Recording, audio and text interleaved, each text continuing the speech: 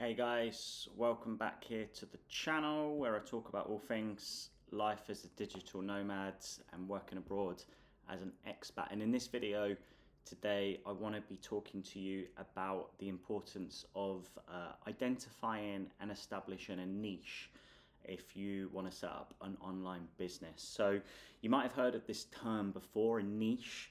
Let me actually just sort of break that down, what that means, so you understand. So a niche, essentially, guys, is basically a target audience or a group of people that you're aiming to target your business and services at. Okay, so just as a little bit of context and background for you, I set up my online business about 5 years ago. No, sorry, 4 years ago.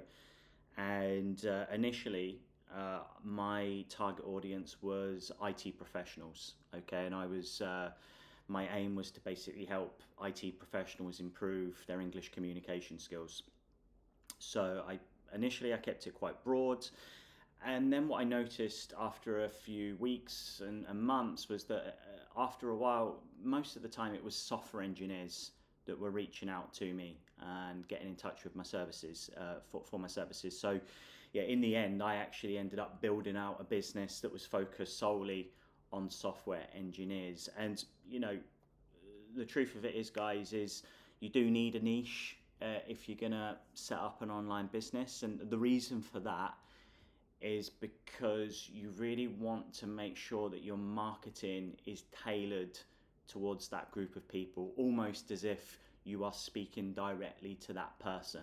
Okay, that way your advertising, your marketing, it's going to be far more effective rather than trying to be a jack of all trades and appealing to everyone. So that's how I did it. I've ended up basically working with software engineers. It's gone really well.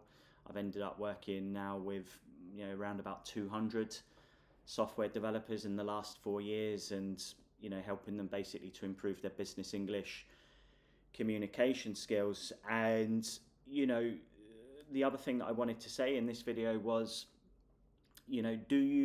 you might be wondering, do you need to be an expert before you actually start working with this group of people? And the answer to that, guys, is no, not really. Now, of course, if you have some prior experience before working with a niche and that group of people, then great. I think that's a benefit that can serve you well. In my case, I've never been a software engineer or an IT professional, but I am an expert in business English. I had been teaching English for a year and a half before setting up this business. So, I would say to you, don't feel like you need to know everything. I've learned a lot about software engineering, basically because of the people that I've worked with. I've picked up a lot about, in terms of the buzzwords and the vocabulary that they use. And I've got a basic understanding now of the fundamentals of software engineering, things like agile and the different methodologies. To be quite honest with you, it doesn't interest me. And maybe that's a video for another day in terms of my interest in still teaching English. But that is another point as well. Do you need to enjoy your niche and the type of people you work with? I would say that certainly helps. That would certainly help if you do have an interest in the people that you work with. That would be great, because you're going to be working with these people. You're going to be helping them. In my case, as I say, I've been teaching English to software engineers. So yes, like I say, on one hand, you don't need to be an expert. On the other hand, if you do have an interest in that field, it can really help you. And I'm at the stage now, guys, if I'm being really honest with you, that I've been working with software engineers for 4 years, and it's gone really well. I've been able to build out an online business and work with lots of people, and it's been how I've earned money over the last 4 years. But it's got to the stage now where I'm not really sure if it's still kind of lighting my fire, if it's really what I want to be doing. And I think as I'm moving forward with my online work and projects, I see more potential, and I'm more passionate about helping new people move into the online world and set up as digital nomads. And I think I've got a lot to say on the topic as well. And I've proven myself that it can work. And this is why I'm doing these videos. This is why I set up this YouTube channel, basically, is to help people like yourself if this is something that you're thinking about doing.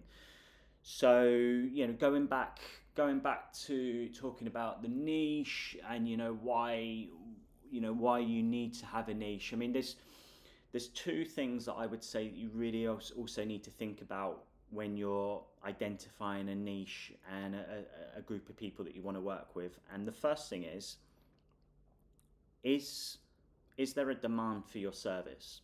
Okay, are people likely to be interested in what you're selling? Now, in my case, I knew the reason that I chose IT professionals 4 years ago was because I was sort of under the school of thought that IT professionals, they are a little bit challenged when it comes to communication. Now, I know that sounds like a little bit of a stereotype, but it is true. They're very, very good on the technical side of things, the code and the programming, but the communication, and in my case, the English for these guys, that is something they struggle with. So, a lot of the time they would be saying to me that, they struggle to speak up in meetings, or they get stuck searching for a word or a piece of vocabulary in their heads if they're translating, and this can really slow down, and it's not good for them professionally. So, number one, is there a demand for your service? Secondly, can people pay you for your service? Are they likely to be able to afford it? Now, again, in my case, software engineers, IT professionals, it's a pretty well paid industry and profession. So, that's how I've done it, guys. I've been able to kind of sell my services and my coaching program to people that can afford it and that need it as well. So, there's so many things that you can do. You might be an English teacher yourself. I'm here in Da Nang at the moment in Vietnam. I meet a lot of other coaches, a lot of other sort of like life coaches or personal development coaches. But the truth is, guys, that there's kind of a space for a lot of things these days. You might also be a tech professional as well. I meet a lot of kind of like freelance consultants and software engineers that are able to work remotely out here as well, or graphic designers or web developers. You might be interested in kind of copywriting, so you might want to work more with sort of B2B companies and help produce copy for them, or write blogs or newsletters as well. So just a few ideas. By the way, let me know if you are a digital nomad already. Let me know in the comments who you work with, who your niche is. I'd be really, really interested to know. And if you are an aspiring digital nomad, again, let me know in the comments who do you think you would want to work with. Do you have a particular interest or some experience already working with these people? That's the other thing, like I mentioned before, is if you do have experience working with that group of people, it can help. So in my case, I had already been working online as an English teacher for about 1.5 years on a learning platform before I set up my business. So that really helped me. I knew kind of what it took, what it was all about, basically teaching English online. I had a laptop, I had like kind of equipment like a headset, so I was basically ready to get going. And also there weren't really many kind of startup costs or overheads to setting up as an English teacher. Again, a huge benefit for working online is, generally speaking, there aren't that many startup costs. You just need a laptop and that kind of thing. So that's basically what I wanted to say today. If you are at the stage where you know that this is something that you want to do, identifying and establishing a niche, it is really important. Like I said, since I've been doing this, I've got to the stage now where my copy, my posts, and by the way, I use LinkedIn a lot for writing those and posting those. I'm talking directly to software engineers, so I'm talking a lot about business situations in the workplace where they need to speak English. So things like daily stand-ups, which is basically like an update at the start of the day, project meetings, demos. They call them like Scrum ceremonies. So it's things like retrospectives. I won't go into that now, but it's software engineering talk. But you know, you will and you should eventually become, you know, a real expert in your field. The more you work with these people, the more you'll learn. But like I said to you before, you don't need to become an expert in the early stages. Just pick a niche that you're interested in, and one that you think is going to be profitable in the long term. So guys, I'm going to leave it there today. I hope that you enjoyed this video. If you are, first of all, if you like the content, remember to subscribe to the channel. I'm posting sort of every week, basically all things digital nomad based. And of course, you know, if you want to reach out to me, you can do. I'll put my link to my Instagram in the bio, so you can get in contact with me that way. And if you need any help, guys, you know, establishing a niche or how I did it, get in contact with me. Drop me a line. I'll be more than happy to kind of share with you how I did it.